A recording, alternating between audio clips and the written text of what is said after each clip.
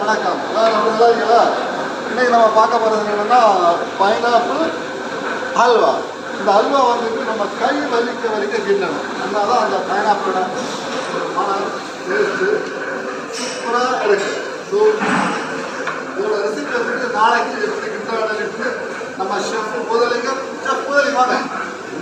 வந்துட்டு ஒரு chef Boothalingam pineapple kesari பண்ணுவாங்க. ரெசிபி சொல்லுவீங்களா?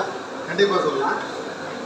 பைனாப்பிள் கேசரி நம்ம முதல்ல கீ போட்டு கேஷ்யூ நட்ஸ் போட்டு மைதா ஒரு அரை கப் மைதா போட்டு நல்லா சாட்டே பண்ணணும். சாட்டே பண்ணதுக்கப்புறம் நல்லா வறண்டு வந்ததுக்கப்புறம் பைனாப்பிளை பேஸ்ட் பண்ணி அதில் போட்டு இப்போது ஒரு பைனாப்பிள் போட்டோன்னா ஒரு 1/2 லிட்டர் தண்ணி கொடுத்துட்டு அப்புறம் இலக்க கொஞ்சம் மைதாவும் பைனாப்பிளும் பாயில் ஆனதுக்கப்புறம் சுகர் போடணும். ஒரு 1/2 கிலோ சுகர் போட்டு மறுபடியும் இலக்கணும். இலக்கிட்டு கடைசியில் இலக்கி அந்த அல்வா பதத்துக்கு வந்தோடனே நெய் ஊற்றி கிண்டி இறக்கும்போது அல்வா ரெடி.